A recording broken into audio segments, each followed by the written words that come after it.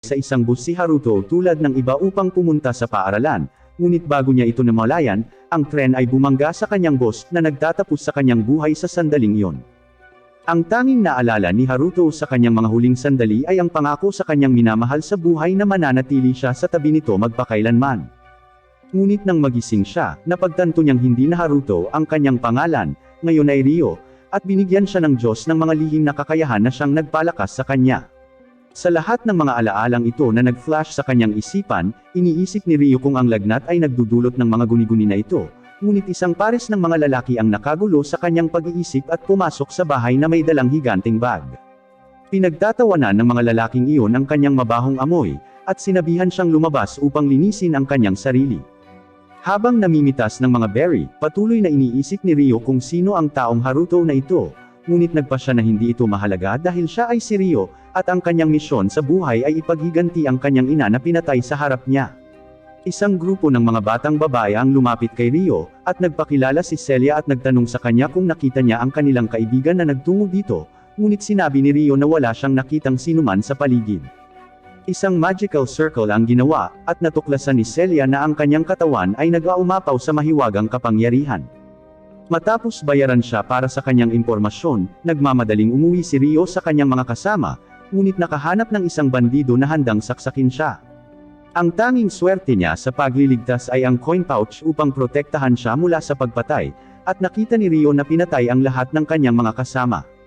Ang bandido ay nakatayo sa harap ni Ryo, at habang malapit na niyang matugunan ang kanyang kapahamakan, tinawag siya ng isang babae na Haruto, at tinuturuan siya kung paano gamitin ang hindi kapani-pani walang mahiwagang enerhiya sa loob niya. Biglang tumaas ang kanyang bilis ng hindi maihahambing, at ang kanyang lakas ay dumarami habang inaatake niya ang tulisan. Sinimulan niyang iwasan ang bawat laslas na dumarating sa kanya, at ang kanyang liksi ay nagpapahintulot sa kanya na sipain ang bandido at kumapit sa kanyang braso, na binali ang mga buto sa loob niya. Sinugod siya ng bandido sa huling pagkakataon, ngunit pinabagsak siya ni Ryo, nawalan siya ng malay.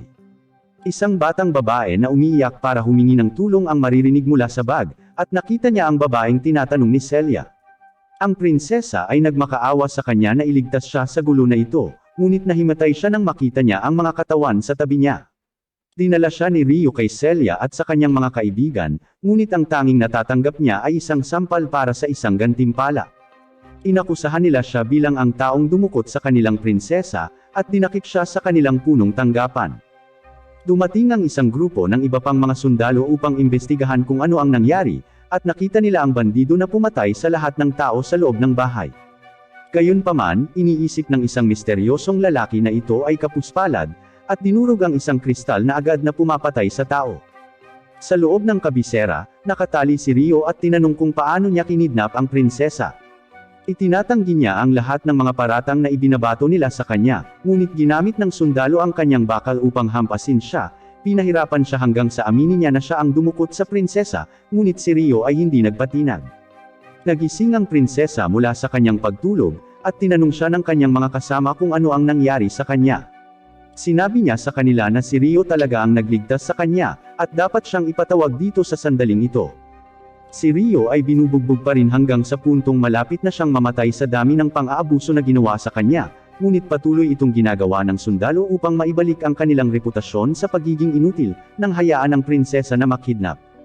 Pumasok ang aide ng prinsesa, tinanong siya kung ano sa tingin niya ang ginagawa niya sa bata, at ipinaalam sa kanya na siya ang nagligtas sa prinsesa. Pinabayaan nila siya, ngunit ang kanyang katawan ay bumagsak dahil sa lahat ng mga buto na kanilang nabali, at nagmadali si Celia upang pagalingin siya. Matapos mawala ng malay, nagising si Ryo sa mukha ni Celia, at humingi ito ng tawad sa lahat ng masamang nangyari sa kanya kahit na tinutulungan lang nito ang prinsesa. Ipinaalam niya sa kanya na ang hari ng bansa ay gustong makipagkita sa kanya pagkatapos na iligtas ang kanyang anak na babae, at pumayag itong makipagkita sa kanya. Sa loob ng kastilyo, pumunta siya upang makipagkita sa hari, at ginantimpalaan siya na hayaang mag-aral sa Royal Academy. Lumipas ang ilang araw sa loob ng kaharian, at handa na si Ryo na pumasok sa paaralan kasama ang kanyang mga kaedad, ngunit hindi maganda ang pagtanggap sa kanya sa kanyang unang araw, at binubuli sa klase ng isang bata na nanunuya sa paraan ng kanyang pagsasalita. Habang tumatagal ang araw ng pasukan, natuklasan ng kanyang mga kaklase na hindi pa siya marunong magbasa, at patuloy siyang pinagtatawanan, ngunit hindi madaling sumuko si Rio at pumunta sa silid ng kanyang guro pagkatapos ng paaralan para sa ilang pribadong pagtuturo. Pagkatapos ng ilang oras ng pag-aaral, nalutas ni Rio ang bawat problem na ipinakita sa kanya nang natutunan niya ang lahat ng mga simbolo. Ito ay simpleng addition lang naman pagkatapos ng lahat, at nasa kanya ang lahat ng mga alaala ng pagiging isang estudyante sa unibersidad. Tinanong siya ni Celia kung may bumabagabag ba sa kanya sa paaralan habang umiinom ng tsaa, at nalulungkot siya na binubuli na siya, ngunit ipinagkibit-balikat ito at nagpanggap na walang mali. Lumipas ang ilang linggo sa pagsasanay ng espada, at sinabihan ng instructor si Rio na lumapit at makipag-spar sa kanya pagkatapos mapansin ang kanyang kawili-wiling porma. Ipinakita ni Rio ang kanyang hindi pangkaraniwang porma, at nagmamadaling lumapit sa instructor upang labanan siya. Ang kanyang mga aralin sa dojo mula sa kanyang lolo ay nagpapahintulot sa kanya na magpatuloy sa pag-atake habang pinapanatili ang kanyang depensa, ngunit patuloy na pinagtatawanan ng bully ang paraan ng paggamit niya ng kanyang espada. Ang instructor ay humanga sa husay ni Rio, at tinanong siya kung naisipan niyang maging kabalyero para sa kaharian, ngunit si Rio lang sa klase ang ayaw maging kabalyero. Lumipas ang mga buwan, at patuloy na natututunan ni Rio ang wika para makahabol sa lahat sa kanyang klase. Pagkaraan ng ilang sandali, ang kanyang katalinuhan ay nalampasan ang lahat ng iba sa klase, ngunit ang kanyang mga alaala ng kanyang nakaraang buhay ay patuloy na bumabaha sa kanya, namimiss si Mi. Dahil sa mundong ito, ang tanging meron siya ay ang mga taong nang-aapi sa kanya. Naalala ni Rio na si Mi ang kanyang childhood love, ngunit nahiwalay siya sa kanya nang maghiwalay ang kanyang mga magulang. Pagkatapos ay nakita siya ni Haruto noong high school, ngunit hindi na siya bumalik sa paaralan na para bang tinanggal niya ang kanyang sarili sa pag-iral. Ang panloob na salungatan ni Rio ay lumalaki, na nagpapatibay sa kanyang pasya na si Haruto ay patay na, at na siya ay si Rio, at mabubuhay sa lahat ng ito. Kinaumagahan, inanunsyo ang mga resulta ng pagsusulit, at nagulat ang lahat nang makita ang isang ulilang walang tirahan na nakakuha ng perpektong marka kapareho ng prinsesa. Ang mga bata na hindi karapat-dapat sa isang pangalan ay patuloy na nangbubuli sa kanya, na tinatawag siyang Manderaya dahil siya ay masyadong hangal para makapantay ang isang prinsesa. Ipinagtanggol siya ng kaibigan ng prinsesa, na tinawag silang mga ingetero na mahinang mga talonan, at sinuportahan sila ni Celia sa pamamagitan ng paghingi sa kanya ng anumang ebidensya ng pandaraya ni Rio. Umalis sila pagkatapos na mapahiya sa harap ng lahat, at kalaunan ay sinabi sa kanya ni Celia kung gaano siya nag-aalala tungkol sa paraan ng pang-api sa kanya ng mga bata. Tinanong siya ni Rio kung nakaranas siya ng katulad na pagtrato sa kanyang paglaki, ngunit sinabi niya sa kanya na kahit papaano ay nagkaroon siya ng mga kaibigan habang lumalaki. Sinabi sa kanya ni Rio na magiging maayos din siya, dahil mayroon siyang Celia bilang isang kaibigan pagkatapos ng lahat. Namumula si Celia na tulad ng isang tipikal na babae sa anime, na sinasabi sa kanya na wala siyang problema kung kaibigan niya si Rio.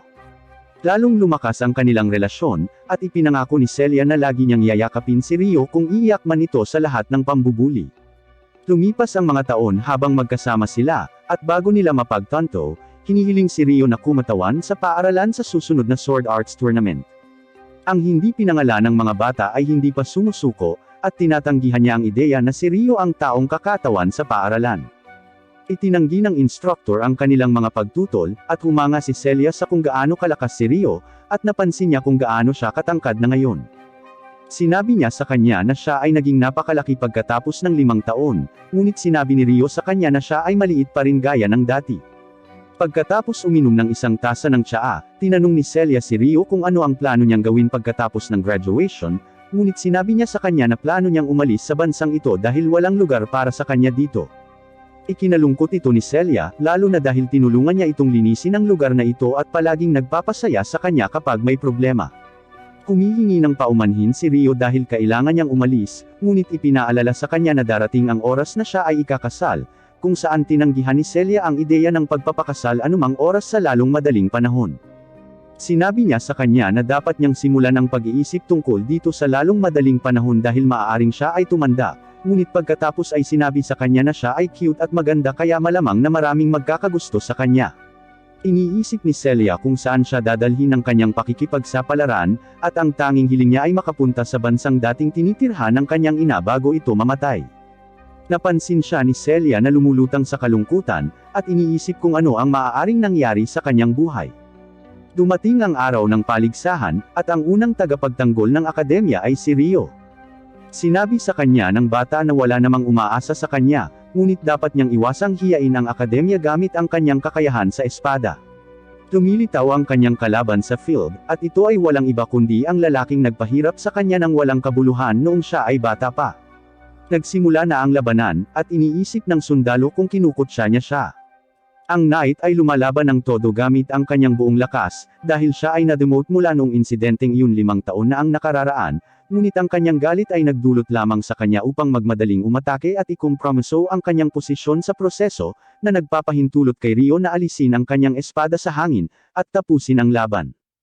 Ang sundalo ay naging isang kahiyahiya na talunan, at sinabi sa kanila na hindi lang niya inaayos, at magiging mas seryoso, ngunit sinigawan siya ng referee na tanggapin ang kanyang pagkatalo bilang isang marangal na knight sa halip na isang desperado. Kinagabihan pagkatapos ng paligsahan, isang misteryosong lalaki ang nakipag-inuman sa sundalo, na naghahanap sa kanya ng impormasyon. Tinanong niya siya kung sino ang estudyanteng iyon, dahil siya lang ang nanalo sa isang laban habang ang kanyang mga kaedad ay natalo. Ibinunyag ng sundalo na si Ryo ang nagligtas sa prinsesa 5 taon na ang nakakaraan, at nakuha nito ang atensyon ng misteryosong lalaki. Kinabukasan, nasa sabik si Celia na batiin siya sa kung gaano siya kahusay na lumaban, ngunit nakita niya si Ryo na naglalakad patungo sa isang babae na nagtapat ng kanyang pagmamahal sa kanya, at nagtataka kung ano ang tunay na nararamdaman niya para sa kanya. Sa kanyang mga klase, tinuturuan ni Celia ang lahat tungkol sa paggamit ng kidlat upang kontrolin ang mahiwagang kapangyarihan, ngunit sinasabi ng bata na tinuturuan lang sila nito dahil si Ryo ay hindi man lang makontrol ang alinman sa kanyang mahiwagang kakayahan. Sa lahat ng kalokohan na sinasabi niya, nakakagawa lang siya ng maliit na globo ng liwanag, at ipinakita ni Celia sa klase na kailangan mong kontrolin ang maraming orbs ng liwanag ng sabay-sabay para tunay na makabisado ito. Humanga si Ryo sa kanyang kontrol, at nagtataka kung bakit nagagawa niyang makopya ang mahika ng iba pagkatapos lang makita ito. Pagkatapos ng klase, lumapit ang isa sa mga bully kay Ryo at sinabi sa kanya na itigil na ang pang-aakit sa mga babae kahit saan dahil lang sa nanalo siya sa isang kalokohan. Si Celia ay tumayo para kay Ryo, ngunit sinabi sa kanya ng bully na inaakit din siya ni Ryo. Itinanggi niya na nangyayari ito, ngunit sinabi sa kanya ng bully na hindi mananatiling tahimik ang kanyang buhay kung ipagpapatuloy niya ang paglalaro ng mga emosyon ng mga babae. Nakita ito ng prinsesa, si Flora, at nagalit na siya ay maling inaakusahan. Sinisisi niya ang kanyang sarili sa dahilan ng lahat ng mga problemang ito para sa kanya at iniisip kung paano niya mababayaran ang kanyang pagligtas sa kanya. Lumipas ang ilang linggo, at ipinaliwanag ng nakakainis na bata sa iba pa niyang klase ang kanilang class operation na dapat nilang tapusin para sa mataas na grado. Ibinunyag niya na nakakuha siya ng classified information mula sa mga upperclassmen, at pinadala ng kaibigan niya kay Ryo ang lahat ng bagahe dahil hindi siya marunong mag-magic. Tinanggap ni Ryo nang hindi tumututol, ngunit masama ang loob ni Flora para sa kanya at tinanong siya kung maaari niyang tulungan siyang dalhin ito. Si Ryo ay nananatiling isang magalang na tao, at si Flora ay nakaramdam ng sama ng loob para kay Ryo na patuloy na kailangang harapin muli ang lahat ng ito. Dumating ang mga goblins upang salakayin sila, ngunit pinabagsak sila ng mga estudyante ng walang anumang problema, at pinagtatawanan si Ryo dahil siya lang ang hindi nakagawa ng kahit ano. Pero ang hindi nila alam ay si Ryo lang ang nakakapansin sa misteryosong lalaking nagbabantay sa kanila. Nang makarating sila sa dulo ng landas at sa tingin nila ay tapos na sila, nakakita sila ng isang higanteng bangin bago ang finish line. Ngunit bago nila maintindihan ang kanilang sitwasyon, dumating ang isang grupo ng mga orc at inilunsad ang kanilang mga sibat sa kanila. Pinipigilan ni Ryo ang isa sa kanilang mga welga, ngunit ang bully ay nalaslas sa paa ng isa sa kanilang mga sibat. Tumakbo ang bully patungo sa isa sa mga estudyante na nagtulak sa kanya papunta sa prinsesa. Bumagsak si Flora sa bangin ng hindi inaasahan, at tumakbo si Ryo sa kanya ng buong bilis, sumisid at itinulak siya pabalik sa bangin upang iligtas ang kanyang buhay. Ang mga orc ay patuloy na nakikipaglaban sa mga estudyante, ngunit sila ay nagsasama-sama upang pangasiwaan ang kalaban sa kanilang paraan gamit ang kanilang mga mahiwagang kakayahan. Natalo nila ang mga orc sa kanilang sarili at nagdiwang, ngunit iniisip ni Ryo kung babalik ba siya sa kanila dahil hindi siya nagkaroon ng anumang pinsala sa pagkahulog gamit ang kanyang misteryosong mahiwagang kakayahan na iniregalo sa kanya. Sinisisi ng mga estudyante ang bully sa pagtulak kay Flora mula sa bangin, ngunit sinisikap ng bully na sisihin si Ryo dahil siya ang nagtulak sa kanya, at gumawa ng senaryo para ibigay ang lahat ng pagsisi sa kanya. Ang natitirang mga mag-aaral ay naniniwala sa kanyang kwento. Kahit na sinusubukan ni Flora na minindagan para sa kanya, napagtanto ni Rio na kahit na ang kanyang mga hiling na makapagtapos sa academy na ito ay hindi matutupad, at habang sinusubukan ni Flora na alisin ang pagsisi kay Rio, isang higanteng halimaw ang lumilipad sa itaas, na humaharang sa kanila mula sa kanilang paglabas. Ang lahat ng mga mag-aaral ay muling naggrupo at ginamit ang kanilang mahiwagang kakayahan, ngunit ang higanteng halimaw ay napabagsak ang lahat ng kanilang mga mahiwagang sandata, at naiiwasan ang alinman sa kanilang mga pag-atake. Wala sa mga mag-aaral ang may pagkakataon laban sa kanya, at habang tumatakbo sila palayo upang maiwasan ang kanilang kamatayan, si Flora lamang ang nananatili upang pagalingin ang isa sa kanyang mga bumagsak na kasama. Dumating ang halimaw mula sa kanyang likuran na handang tapusin siya, ngunit pumasok si Rio upang laslasin ang halimaw sa huling segundo. Sa kanyang mahiwagang kakayahan, pinahuhusay niya ang kanyang bilis at liksi, na nagpapahintulot sa kanya na maglaslas patungo sa halimaw, at umiwas sa lahat ng mga pag-atake na dumarating sa kanyang daan. Ang halimaw ay tumalon sa langit upang maghanda ng isang malakas na atake, ngunit iniwasan ito ni Rio at ipinagpatuloy ang kanyang pag-atake upang pigilan ang halimaw. Pinipigilan ni Rio ang lahat ng atake na dumarating sa kanya, at naghahanda na tapusin ang halimaw. Sinugod niya ang halimaw, tumakbo sa katawan nito at tinapos ito sa pamamagitan ng pagputol sa ulo. Dumating ang iba pang estudyante para masiguradong okay si Flora, ngunit lumayo si Rio sa sitwasyon para maiwasang malaman ng sinuman sa kanila na buhay pa siya. Lumipad mula sa itaas ang misteryosong lalaki, iniisip na ito ay isang kawili-wiling pag-unlad, at hindi pa siya nakakita ng isang bata na gumagamit ng secret spirit arts. Kinagabihan, pumunta si Celia upang makipagkita sa punong guro, ngunit narinig niya itong nakikipag-usap sa mga magulang ng bully. Nauunawaan ng punong guro na malamang na walang ginawang mali si Rio, ngunit nagpa siya na ibigay ang lahat ng sisi kay Rio upang iligtas ang reputasyon ng royal family kahit na ito ay maling akusasyon sa kanya. Sa gabi, nag-aalala si Celia na hindi na niya makikita si Rio, ngunit kumakatok siya sa kanyang pintuan at palihim na pumasok. Tumakbo si Celia patungo sa kanya, niyakap siya at sinabi sa kanya kung gaano siya nag-aalala para sa kanya. Sinabi niya sa kanya ang tungkol sa maling paratang na inilagay nila sa kanya, ngunit naiintindihan ni Rio na walang sinuman ang aamin sa kanyang katotohanan dahil siya ay isang ulilang walang tirahan. Pinasalamatan niya si Celia sa pagiging ang tanging tao na laging nandyan para sa kanya, at sinabi sa kanya na siya lamang ang taong gusto niyang magpaalam bago pumunta sa tinubuang bayan ng kanyang mga magulang. Kahit na magkalayo na sila, sinabi sa kanya ni Rio na padadalhan niya ito ng mga sulat na nasa pangalan ni Haruto, at tumayo para umalis. Tinanong siya ni Celia kung magkikita pa sila, at sinabi nito sa kanya na babalik talaga siya para sa kanya. Binigyan niya siya ng hiling na ligtas na paglalakbay, at umiiyak habang matiyagang naghihintay sa lahat ng kanyang mga liham.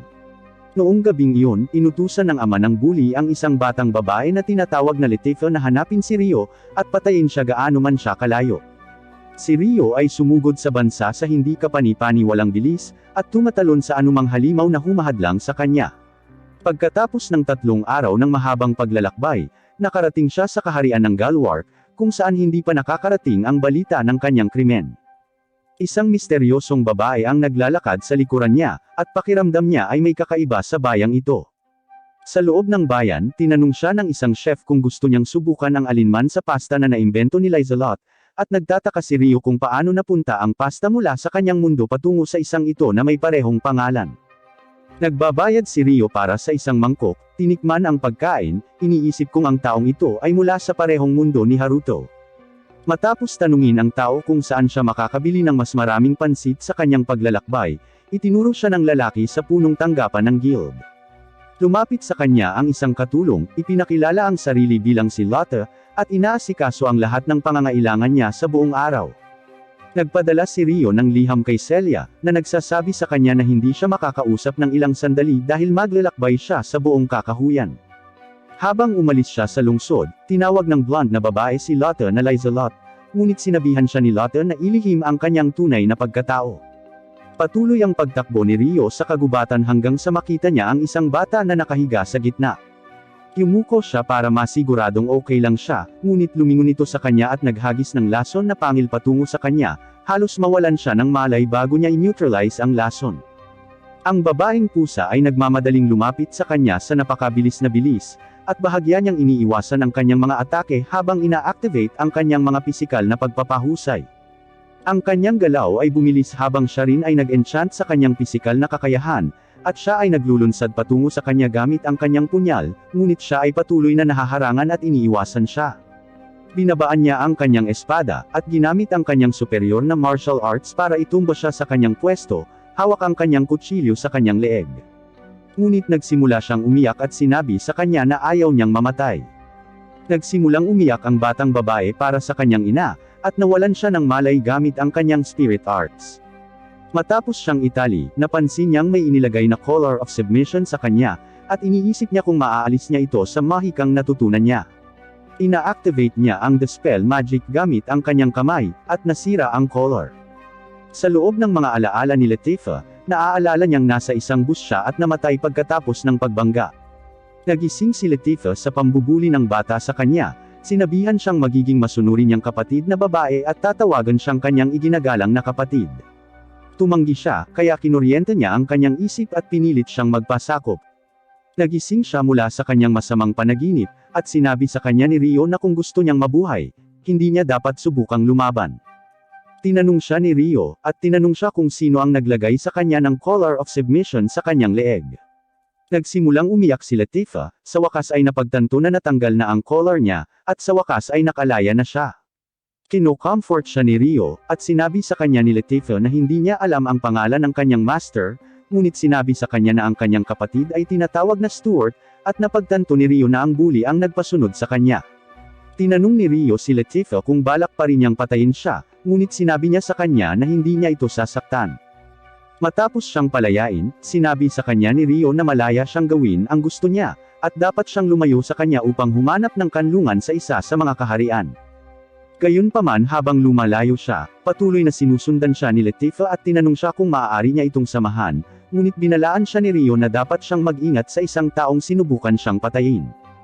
Sinabi sa kanya ni Rio na hindi siya mapagkakatiwalaan, ngunit sinabi sa kanya ni Latifah na maaari niyang ilagay ang collar sa kanya kung gusto niya dahil mas natatakot siyang mag-isa.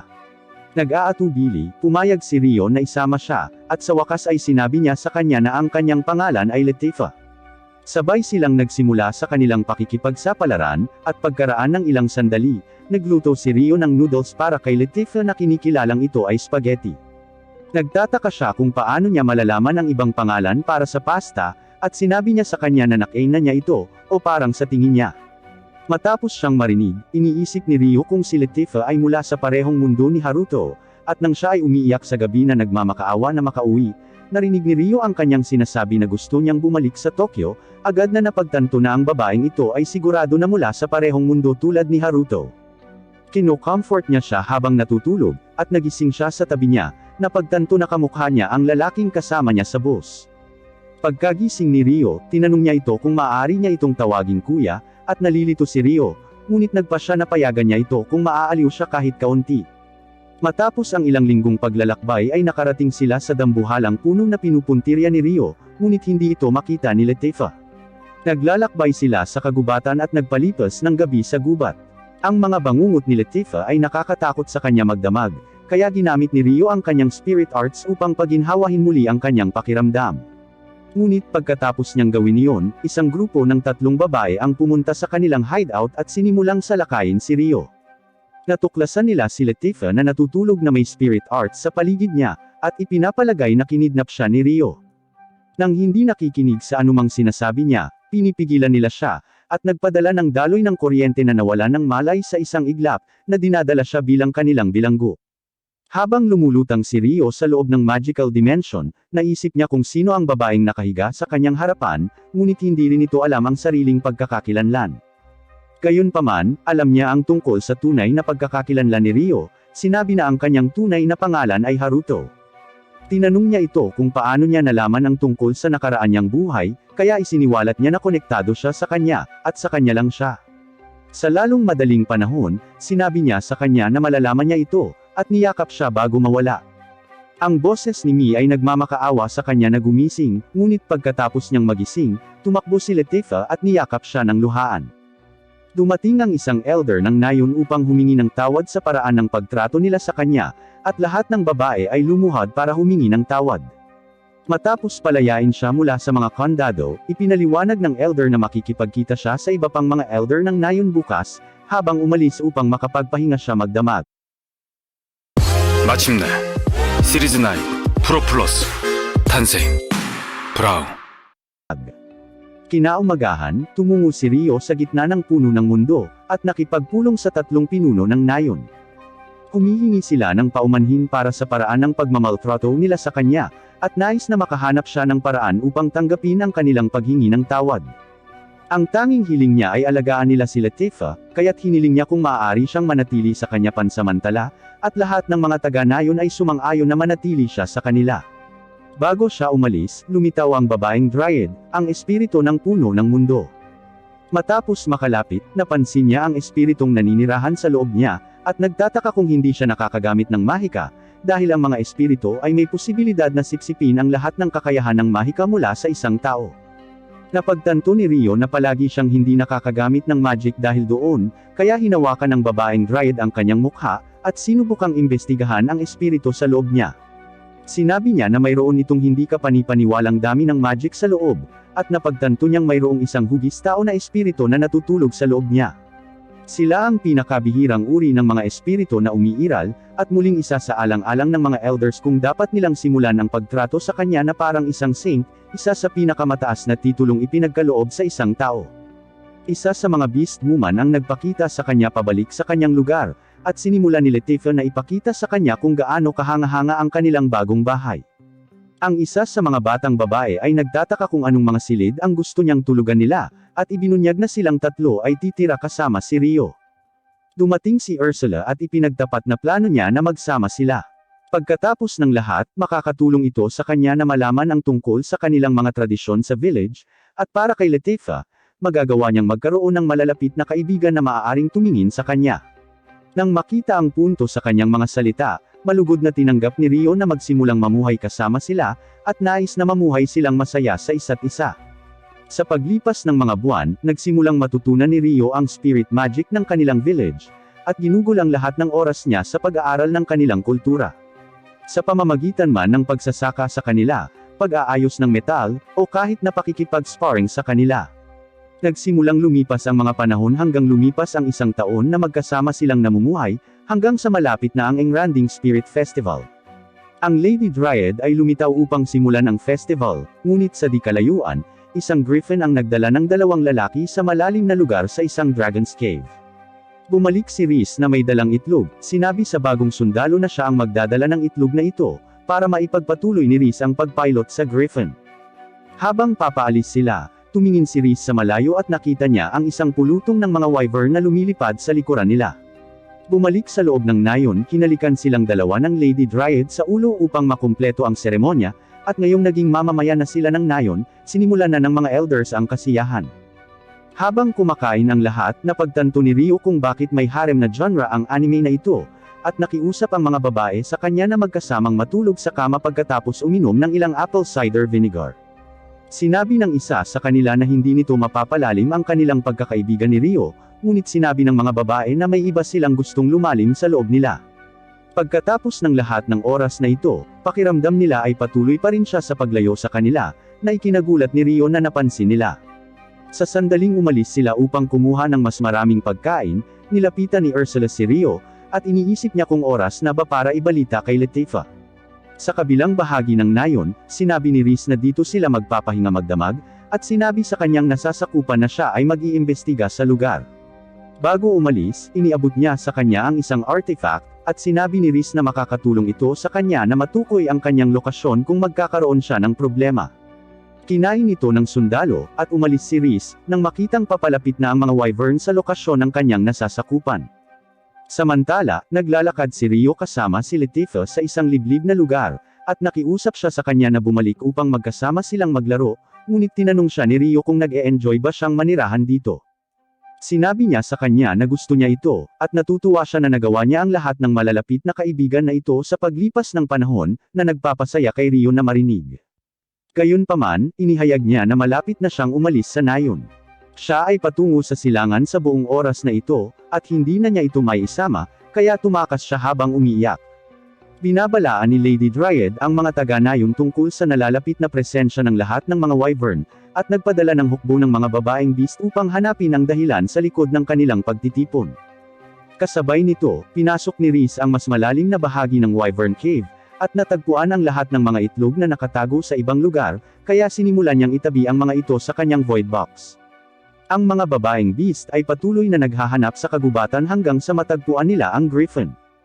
Habang papalapit sila sa lalaki, tinutukan niya sila ng kutsilyo at nagsimulang lumipad palayo. Sinubukan ng kanilang pinuno na barilin siya gamit ang kanyang kidlat, at napansin nilang patungo siya sa puno ng mundo.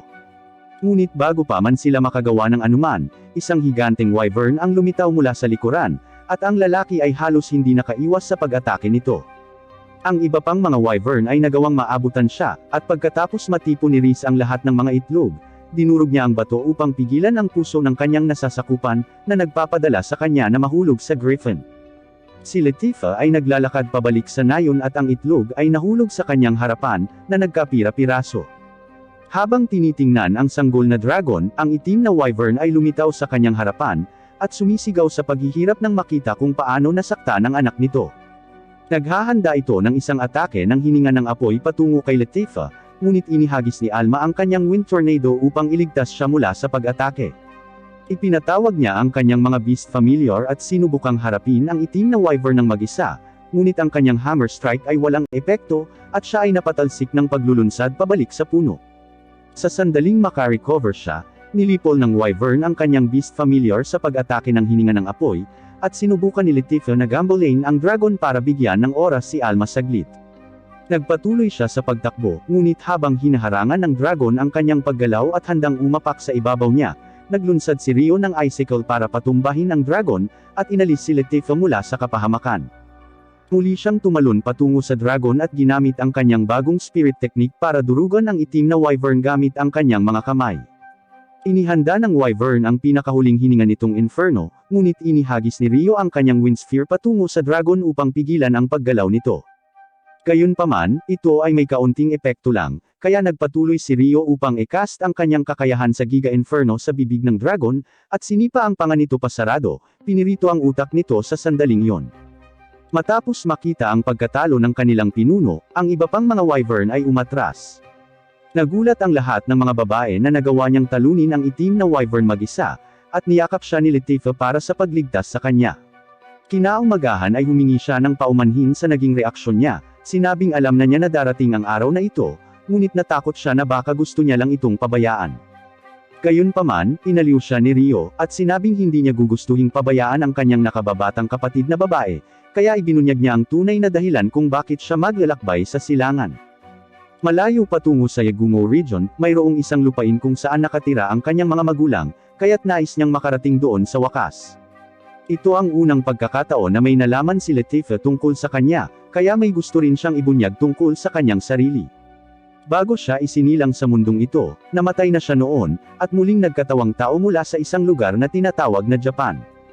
Naniniwala si Rio sa kanya, na sinasabi na siya ay parehong uri ng tao tulad niya, at nais na ibunyag niya ang katotohanan tungkol sa kanyang sitwasyon mula pa noong una, ngunit nag-aalala na siya ay may pinanghahawakan na matagal na pagsisisi mula sa oras na iyon.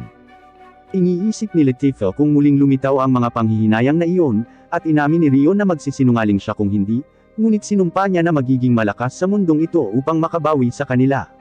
Nangangako siya na magiging mas malakas din siya para sa kanya, at maghihintay hanggang sa araw na bumalik siya. Makalipas ang isang linggo, naghanda si Rio na lumipad, at binigyan siya ng dwarf leader ng isang espada at balabal na nilikha niya mula sa itim na wyvern, na nagbibigay sa kanya ng kakayahang itago ang kanyang kapangyarihan. Ngunit kahit na mukhang manipis ang balabal, ito ang may pinakamataas na estatistika ng depensa sa lahat ng armor sa mundong ito. Lahat sila ay nagbibigay sa kanya ng mga regalo, at habang walang ideya si Rio kung paano niya dadalhin ang lahat ng iyon, ang huling elder ay nagbigay sa kanya ng Space-Time Depository, isang national treasure item, at pinasalamatan nila siya sa pagligtas sa kanilang nayon. Sa kanyang bagong Space-Time Depository, iniimbak ni Rio ang lahat ng mga regalo, at nangangako na dadating siya kung kailangan nila ng tulong. Ang lahat ng mga batang babae ay nagnanais sa kanya ng ligtas na paglalakbay, at si Latifah ay tumakbo upang yakapin siya. Naghanda siyang umalis at nagsimulang lumipad, ngunit si Latifah ay nagsimulang lumuha. Matapos ang 2 linggong pagkukubli sa nayon, walang nakitang pahiwatig si Rio tungkol sa kanyang ina o ama, kaya nagpasya siyang makipagkita sa mga taga-nayon. Sinalubong siya ng 2 sa mga dalaga habang nagdidilig ng mga halaman, ngunit nang makita siya ni Seo ay naramdaman niya ang pag-ibig sa unang tingin kay Rio. Dinala siya ni Rory sa bahay ng kanyang lola, at napapaisip siya kung mula ba siya sa ibang bansa na may kakaibang damit na suot niya. Inihayag ni Rio na nilakbay niya ang mga lupain upang sa wakas ay makarating dito, at habang naghahanda sila ng hapunan, ipinaliwanag ni Rio na dito nakatira ang kanyang pamilya. Ang mga pangalan nila ay Zen at Ayame, at nabigla ang lola nang marinig ang mga pangalang iyon. Sinabihan niya sina Rory at Seo na lumabas para makapag-usap sila ng pribado, at humingi ng karagdagang detalye kay Rio. Ang tanging alam ni Rio tungkol sa kanyang mga magulang ay ang kanyang ama ay pumanaw bago siya makilala, at ang kanyang ina ay pinatay noong siya ay 5 taong gulang. Naging mithiin niya sa buhay na maabot ang lugar na ito pagkatapos ng pangako ng kanyang ina, at ang gusto lang niya ay gumawa ng libingan para sa kanila sa kanilang homeland. Matapos mapansin ang kanyang pagkakahawig sa kanila, ibinunyag ni Yuba na siya ay ina ng kanyang ama. Pinasasalamatan niya ito sa pagpunta, ngunit sinabing gumawa na sila ng mga libingan para sa kanila, kaya dinala niya siya sa kanilang mga libingan. Napaluhod si Rio, ipinaalam sa kanyang mga magulang na sa wakas ay nakarating din siya rito. Sa kanyang paggalang, ipinaliwanag ng kanyang lola na kailangan nilang 2 na tumakas mula sa bansa ng palihim, ngunit hindi siya ang maaaring maglantad ng katotohanan tungkol sa kanila. Gayunpaman, kung handa siyang manatili dito kasama niya, maaari niyang malaman ang higit patungkol sa kanila. Ang tanging kamag-anak niya ngayon ay si Rory, na nagkataong pinsan ni Rio. Umalis siya, at sinabihan siyang tamasahin ang kanyang kapayapaan dito. Kinaumagahan, maagang gumising si Rio para tumulong, ngunit nakalimutan ni Rory na nandito si Rio at nakita niya ang kanyang dibdib.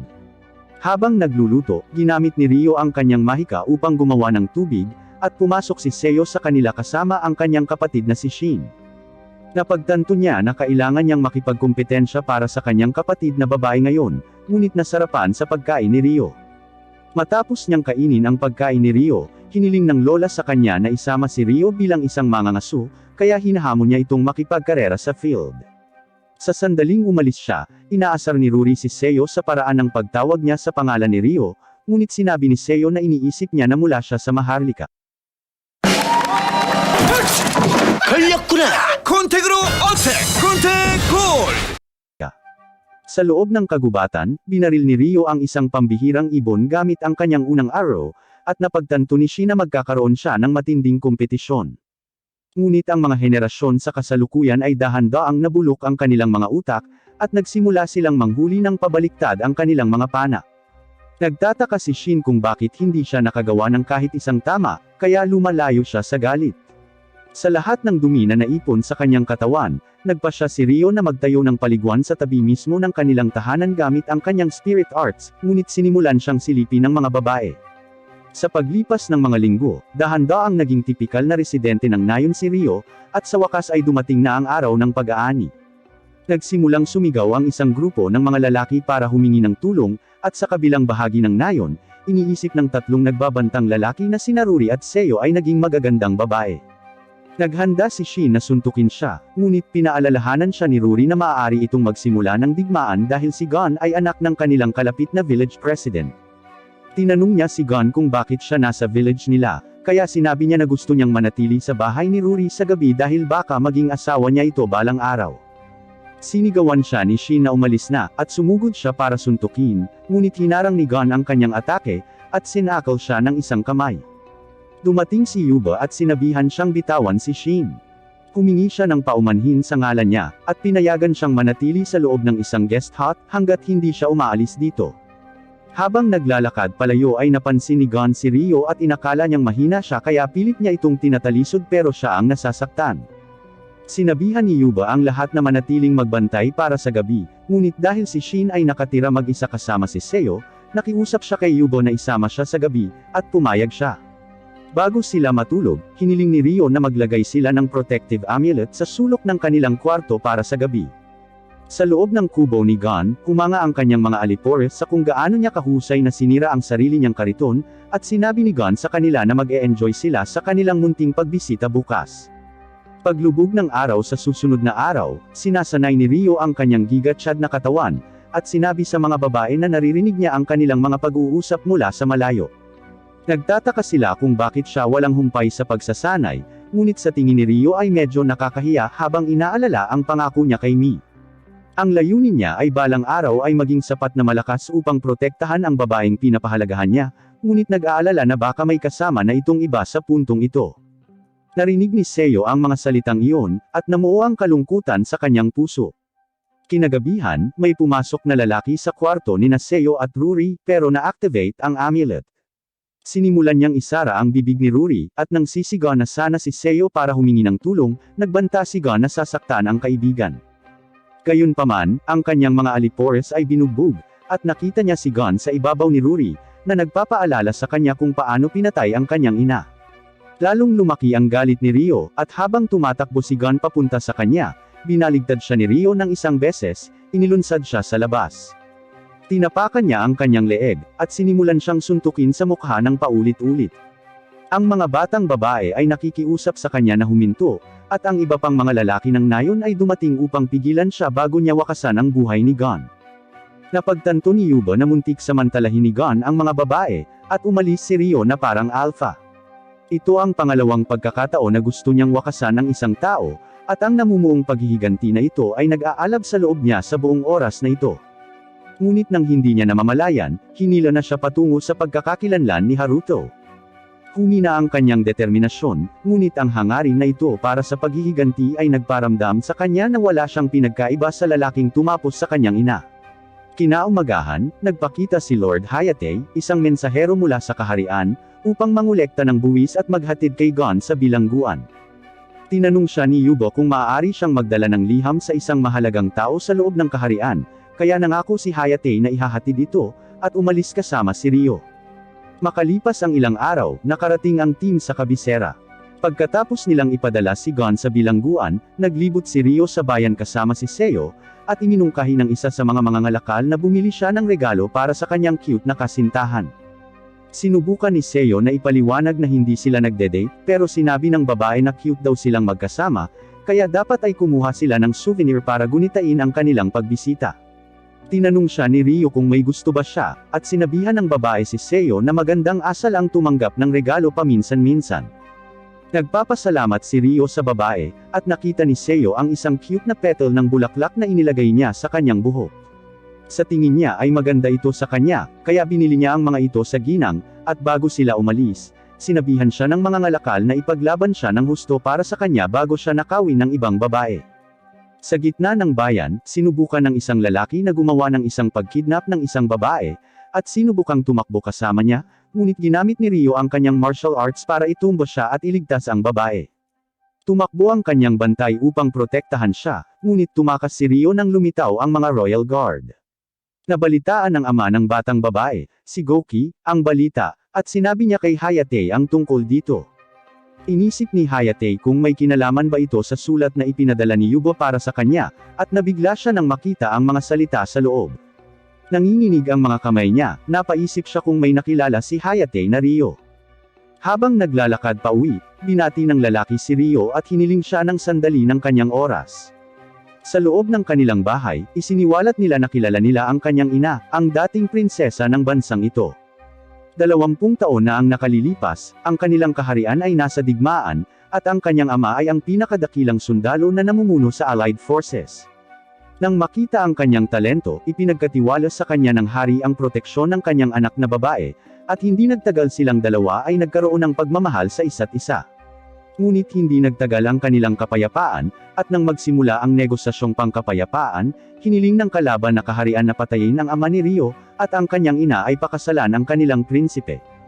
Ang mga kasuklam-suklam na pangyayari na ito ang dahilan kung bakit tumakas ang kanyang mga magulang, at walang nagawa ang hari kundi panuurin ang kanyang anak na babae na makatakas sa kanilang tahanan. Nakiusap si Goki kay Rio na makita ang hari at reyna ng bansang ito, ang kanyang mga lolo't lola mula sa panig ng kanyang ina. Pinag-isipan ito ni Rio at pumayag. Sa umaga, ang hari at reyna ay nabigla nang sa wakas ay makilala ang kanilang apo, at naisip na kamukha niya ang kanyang ina. Pakiramdam ni Rio na ang reyna ay kamukha din ng kanyang ina. Tinanong siya ng mga ito tungkol sa kanyang ina at ama, ngunit hindi gaanong naaalala ni Rio ang pamumuhay kasama sila. Masyado pa siyang bata para makilala ang kanyang ama, ngunit naalala niyang ang kanyang ina ang taong walang tigil sa pagngiti. Gayunpaman, ang lahat ng iyon ay natapos noong siya ay 5 taong gulang, dahil ang isang taong nagngangalang Lucius ay patuloy na tumulong sa kanila pagkatapos mamatay ng kanyang ama.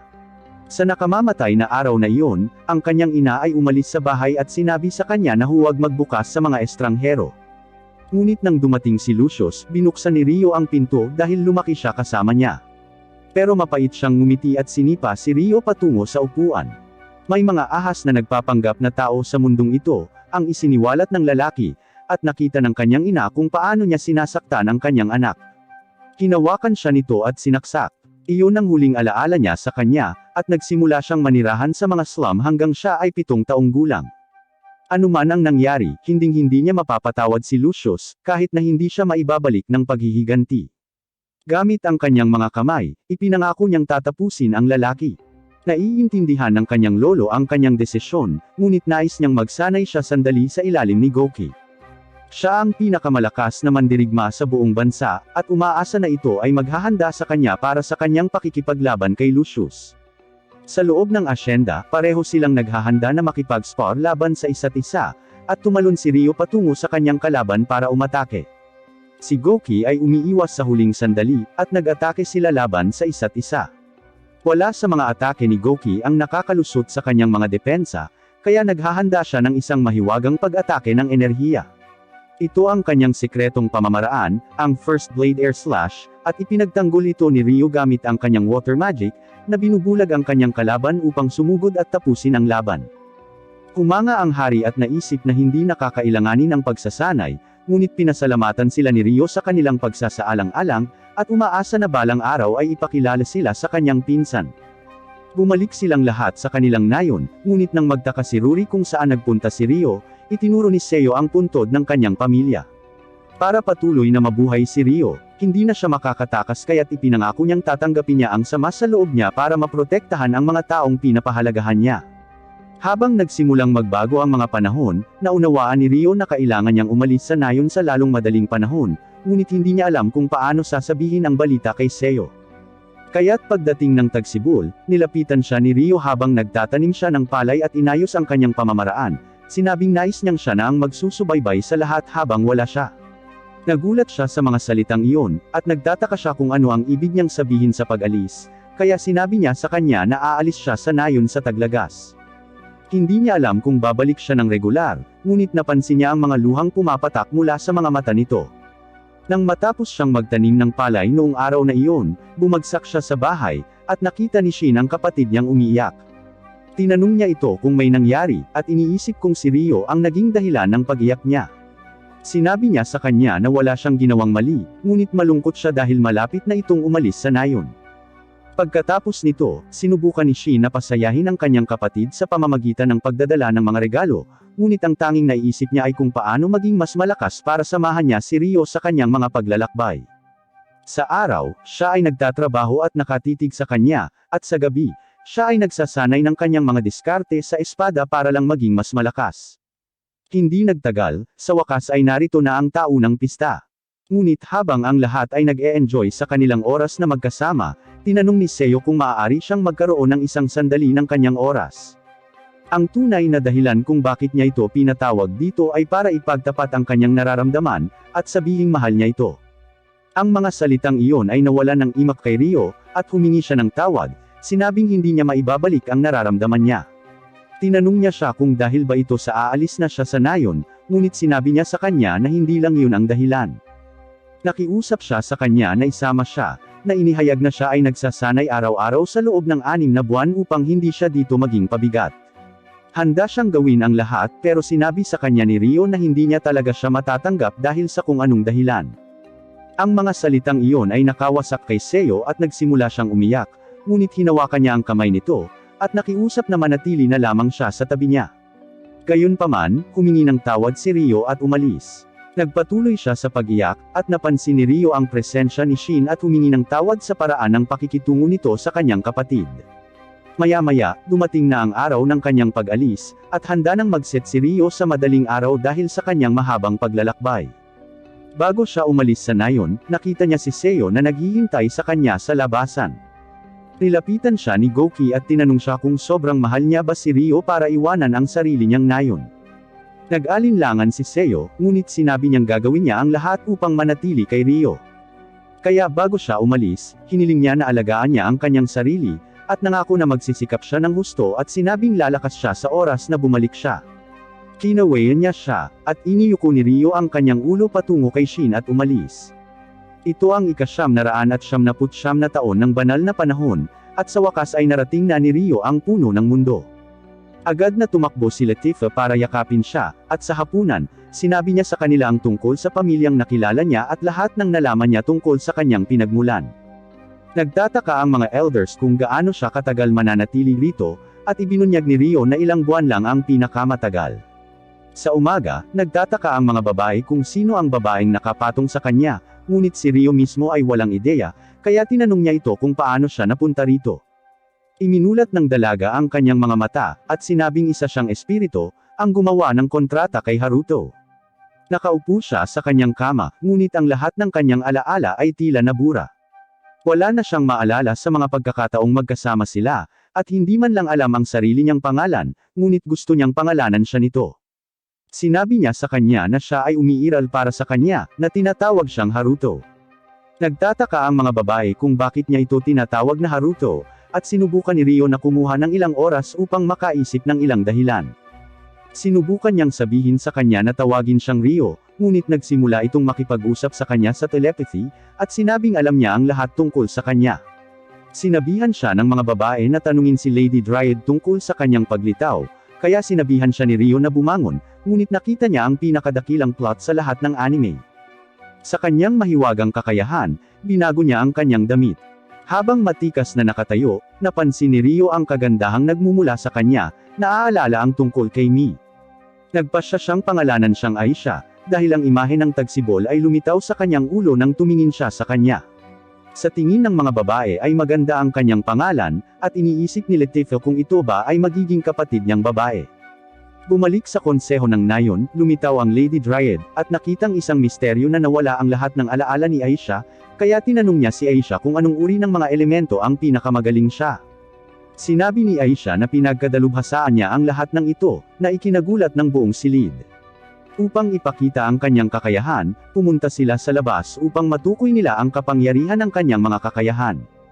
Nagbato ng bato si Rio para simulan ang laban. Kaagad, nawala si Aisha patungo sa kanya, at siya ay makitid na umiwas. Ang kanyang mga sipa ay tumutugma sa mga diskarte ni Rio, at inihahalin tulad niya ang lahat ng kanyang mga galaw sa malapitang labanan, kaya siya ay umatras upang bumuo ng ilang distansya.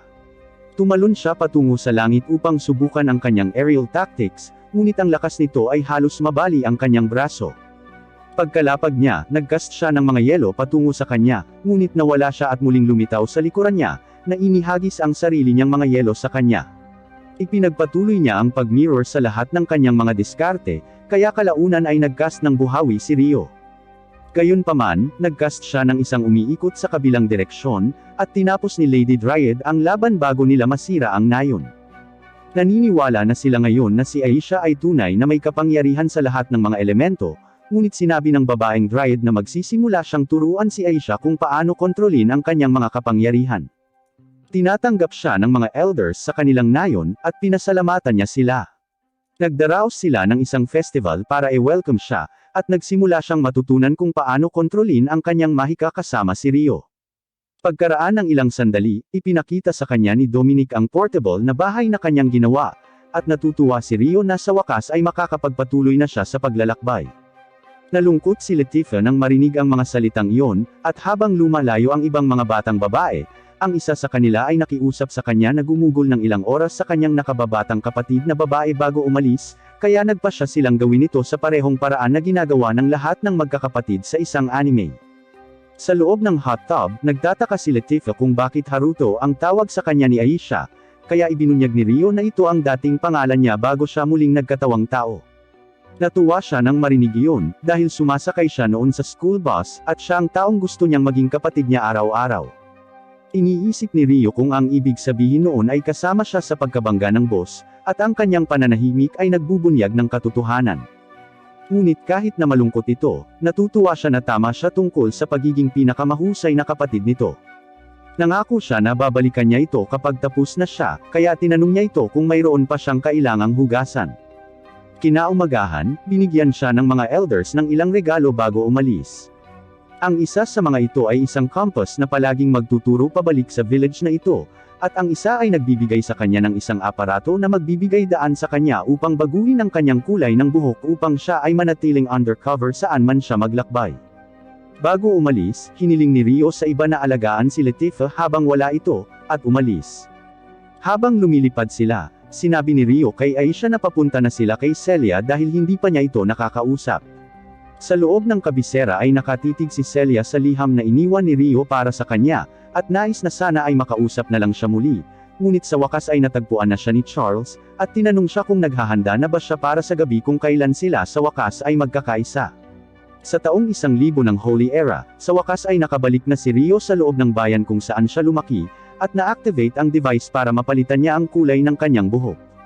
Buong gabi, sinubukan niyang pumasok sa paaral ang dati niyang pinapasukan, at bumaba sa basement para makapasok siya sa study room ni Celia. Muling bumangon ang lahat ng alaala ng huling pagkikita nila, ngunit pagkatapos niyang makapasok ng buong loob sa silid, napansin niyang wala na itong laman.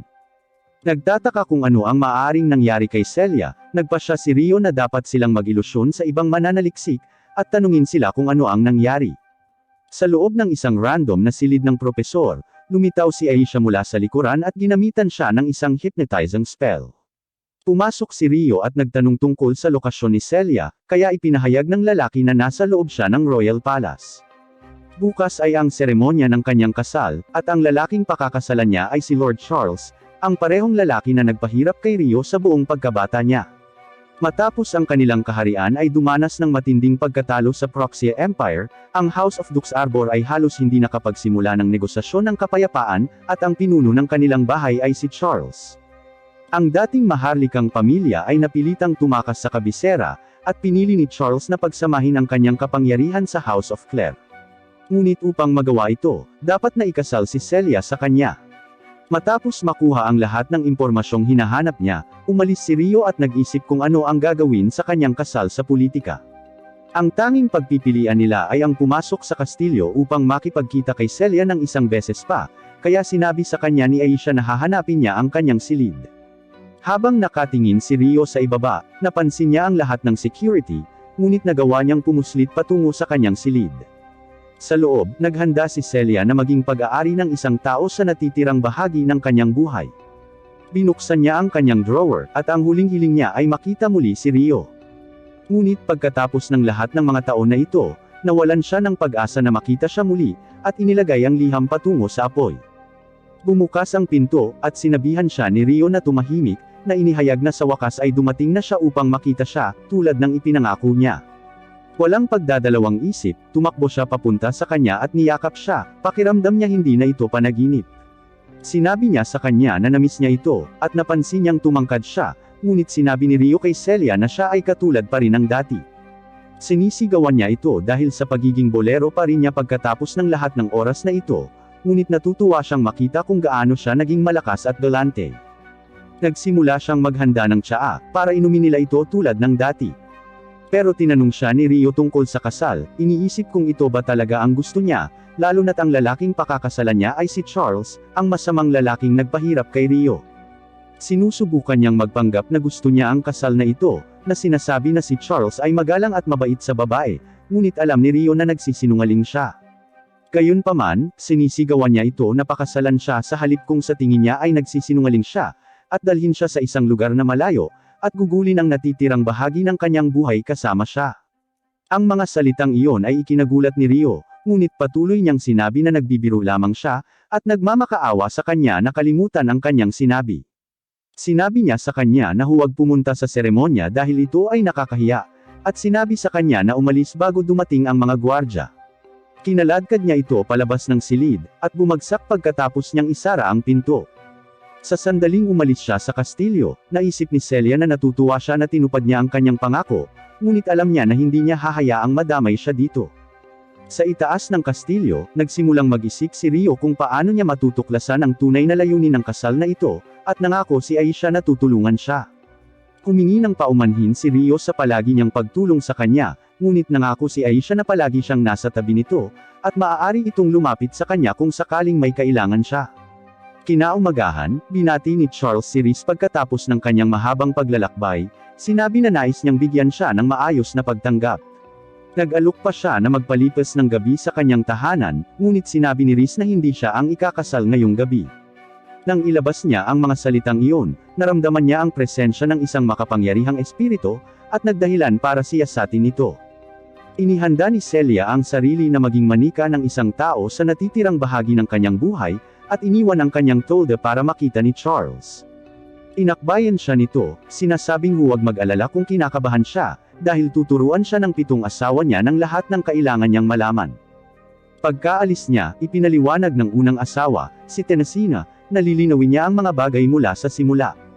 Anuman ang kanyang mas mataas na katayuan, siya ay magiging isang kasangkapan para sa kanila, at susundin ang bawat isa sa kanilang mga utos. Sinubukan ni Celia na sabihin na naiintindihan niya, at pinagtatawanan ni Tenesina ang kanyang hitsura at tinawag siyang pangit, ngunit patuloy na sinusubukan ni Celia na panatilihin ang ngiti sa kanyang mukha. Tumakbo ang kasambahay upang ipaalam kay Celia na dumating na si Prinsesa Cristina, at napansin ni Cristina ang kakilakilabot na ugali na ibinibigay sa kanya ng ibang mga asawa, kaya hiniling niya na magkaroon ng pribadong pag-uusap kay Celia. Pagkaalis ng mga kapatid na babae ni Cinderella, nagsimulang uminom ng tsaa ang dalawang babae. Natutuwa si Cristina na sa wakas ay nagkita na silang muli, ngunit humihingi ng paumanhin sa pagiging incompetent ng kanyang royal family. Kasalanan nilang lahat kung bakit napilitan si Celia sa kasal na ito, at nalungkot siya na inalis niya ang kanyang ngiti. Noong pumasok siya sa academy, walang araw na hindi ngumingiti si Celia. Pero ngayon ay para na siyang ibong nakakulong sa loob ng hola, kaya nangako si Cristina na kung may hiling man si Celia, gagawin niya ang lahat para maging posible ito. Naglalakad-lakad si Charles kasama si Alfred, ang pinakamalakas na mandirigma sa buong bansa, ngunit sinabing ito ay kapuspalad para sa kanya. Ngayong nakuha na ni Charles ang posisyon ng Supreme Ruler, kukontrolin niya ang buong militar para sa kanyang kasal, at sinasabi sa kanya na alamin ang kanyang lugar. Sa wakas ay nagsimula ang kasal, at ang buong bansa ay napuno ng kagalakan nang magsimula ang parada. Pero may isang taong hindi ngumiti, at si Celia yon. Hinawakan ni Charles ang kamay niya, sinabing hindi na siya makapaghintay hanggang sa mapalalim ang kanilang relasyon ngayong gabi. Lahat ito ay bahagi ng kanyang plano na isang araw ay pamahalaan ang kaharian. Habang nagmamaneho sila, napansin ni Aisha na kalmado si Rio, kahit na naghahanda ng harapin ng isang buong bansa, ngunit sinabi niya sa kanya na siya lamang ang nagliligtas sa kanyang mga nerbiyos mula sa pag-collapse. Sa wakas ay lumapit sa kanila ang karwahe ni Celia, at umalis si Aisha upang makipag-usap kay Celia gamit ang kanyang telepathy. Sinabi niya kay Celia na manatiling kalmado, at ipinahayag na siya ang espiritu ni Rio, at pinapanood siya nito sa gitna ng karamihan. Napangiti siya nang makita ang mukha nito, ngunit tuluyang lumabas ang mga luhang pinipigilan niya. Siya ang isang taong ayaw niyang makita ito, ngunit natarante si Charles at nagtaka kung bakit siya nagsimulang umiyak. Sinabi niya sa kanya na napakaraming damdamin ang lumubog ng sabay-sabay, at napuno siya ng kagalakan sa pagiging totoo ng kanilang kasal. Sa paglingon niya, nawala na si Rio, at wala ni isa sa mga komunikasyon niya ang nakarating kay Aisha. Iniisip niya kung pantasya lang ba ang lahat ng iyon. Ito ang magiging bagong buhay niya, at magiging manika siya magpakailanman. Ngunit habang inaabot niya ang kamay niya, tumakbo si Rio sa gitna ng mga tao.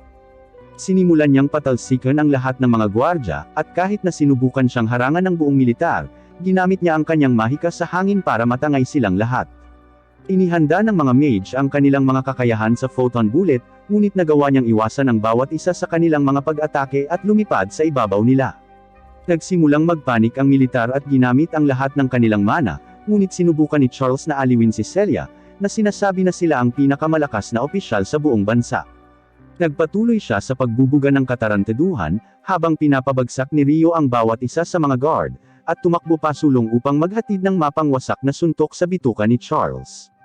Sa wakas ay nakasama na rin niya si Celia, kaya ang una niyang ginawa ay humawak ng kutsilyo sa leeg nito. Habang ang lahat ay natigilan sa lugar, Nagsimula siyang makipag-usap sa telepathically kay Celia, na sinasabi sa kanya na ito ay bahagi ng kanyang plano. Nagsimulang magpumiglas si Charles, ngunit sinabihan siya ni Rio na tumahimik bago niya durugan ang kanyang gulugod sa harap ng lahat ng nandito. Nangako siya kay Celia na acting lang ito. Ang tanging dahilan kung bakit niya ipinaglalaban ang buong kaharian ay dahil gusto niyang tanungin siya sa huling pagkakataon kung ang kasal na ito ay kanyang kalooban. Sinabi niya sa kanya na pumayag na siya sa kasal na ito, ngunit muling tinanong siya ni Rio kung ito ba talaga ang kalooban niya. Napagtanto niya na malamang na pinagbantaan siya sa kasal na ito, at nangako na kung gugustuhin niya ito, tatapusin niya ang kasalang ito ngayon din. Tinatawag niya siyang control freak. Para kay Rio, ang katumbas niya ay ang buong mundo, at hindi niya kayang mawala ang mahalaga para sa kanya dahil pagsisisihan niya ito sa natitirang bahagi ng kanyang buhay. Naranasan na niya ito minsan, at alam niyang hindi na niya maibabalik ang nawala sa kanya. May oras pa rin para sa kanya upang magbago, dahil ang hinaharap na nakikita niya para sa kanya ay isang puno ng paghihirap sa ilalim ng isang makasariling hangal. Muli niya itong tinanong kung ang kasal na ito ang nakapagpasaya sa kanya, at sinabi pa niya na ang kanyang sariling damdamin ay maaaring magdulot ng mga problema para sa iba, kaya hindi niya alam kung ito ay magiging tama pa rin. Hindi rin alam ni Rio ang tamang desisyon, ngunit kung ang kasalang ito ay tunay na tamang desisyon, kung gayon hindi niya makikita ang malungkot na hitsura sa kanyang mukha. Nangako siyang muli na tutuparin niya ang hiling nito hanggat hindi siya susuko. Tinanong niya ito kung ano ang gagawin niya kung ayaw niyang magpakasal, kaya ipinahayag ni Rio na kukunin niya ito at tatakas sa kaharian na ito. Ito ay lalabas na parang kinidnap siya, kaya ang kanyang pamilya ay hindi kailanman mananagot, at ang lahat ay magiging mapayapa. Gayunpaman, nag-aalala siyang mahuli siya ng mga ito, ngunit nangako si Rio na tutuparin niya ang kanyang hiling. Matapos niyang marinig ang mga katagang iyon, ipinagtapat ni Celia na gusto niyang kunin siya nito. Ang mga salitang iyon ang lahat ng gustong marinig ni Rio, at sumigaw sa buong bansa na kikidnapan niya ang nobya ni Charles para ipahiya ito. Niyakap niya ng mahigpit si Celia at tumalon sa langit. Nag-aalala ang kanyang ama sa kanya, ngunit sinubukan niyang ngumiti para ipaalam sa kanya na magiging maayos siya. Inutusan ni Charles ang mga tropa na sundan siya, ngunit dumating si Alfred mula sa likuran upang pigilan ang mga ito sa pagsira sa formation. Gayunpaman, hindi sila nakinig sa kanyang mga salita dahil hindi siya ang namamahala, at nagawa ni Rio na tumalon sa kanilang lahat ng madali. Sinabi sa kanya ni Alfred na nahulog siya sa kanyang bitag, at tinawag siyang tanga dahil sa hindi niya nahulaan mula pa noong una. Ang mga mage ay naglunsad ng mga photon bullet patungo sa kanya, ngunit hinarang ni Rio ang bawat isa sa mga pag-atake gamit ang kanyang wind arts. Napansin ni Reese na siya rin ang taong gumamit ng spirits arts ilang taon na ang nakakaraan, kaya nagpasya siyang maglunsad ng isang malakas na atake sa kanya, ngunit madali itong hinaranggan ni Rio. Matapos mawala ang alikabok, nagsimula siyang tumakbo, at sinubukan siyang sundan ng mga Griffins. Nagsimulang sumigaw si Charles sa army, ngunit sinabi ni Alfred na siya ang mamamahala sa militar upang matiyak na hindi mawawala ang kidnapper. Napasigaw si Charles na kasalanan ni Alfred ang pagpapaalis sa lalaki, ngunit tinanong siya ni Alfred kung may koneksyon ba siya sa kidnapper ni Celia. Naisip ni Charles na maaaring may napupuot sa kanya, kaya sinabi ni Alfred na maaaring maging sospek ang bawat mamamayan sa bansang ito. Napahiya si Charles at sinigawan si Alfred na asikasuhin na ang isyong ito. Nais ni Reese na masangkot siya sa kawili-wiling pagkakataong ito, ngunit sa pag-iingat ng lahat, magiging kahina-hinala kung bigla siyang mawala. Patuloy na tinatakbuhan ni Rio ang mga bubong ng mga bahay, at binalaan si Celia na tatakbo siya ng mas mabilis para takasan ang mga Griffin.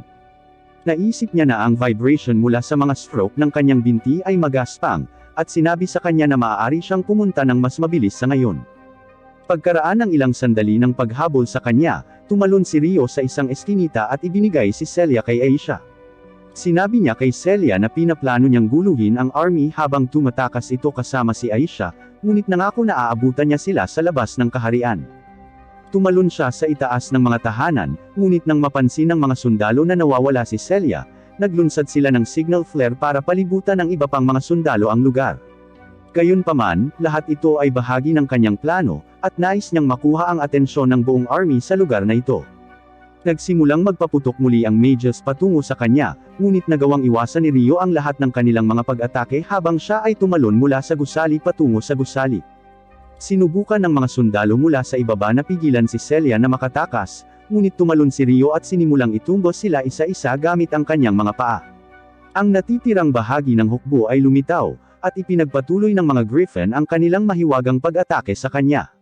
Habang siya ay ginulo, 2 sundalo ang sinubukang labanan siya, ngunit hinarap sila ni Rio ng madali at nagsimulang pigilan ang kanilang buong army. Pagkatapos niyang alisin ang lahat ng humahadlang sa kanya, lumitaw si Alfred, at naalala ni Rio kung sino ang lalaking iyon. Sinabi niya sa lahat ng tropa na linisin ang lugar bago sila mapinsala, at humarap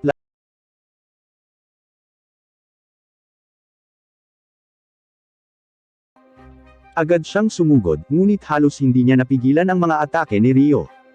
Kahit na sa kanyang bilis, hindi nagawang matamaan siya ni Alfred, ngunit napansin ni Rio na ang kanyang espada ay na-enchant ng isang malakas na spell na yumanig sa lupa sa ilalim niya. Ang kanyang superior na martial arts ay nagpahintulot kay Rio na makamit ang kalamangan, ngunit siya ay patuloy na halos hindi nakaligtas.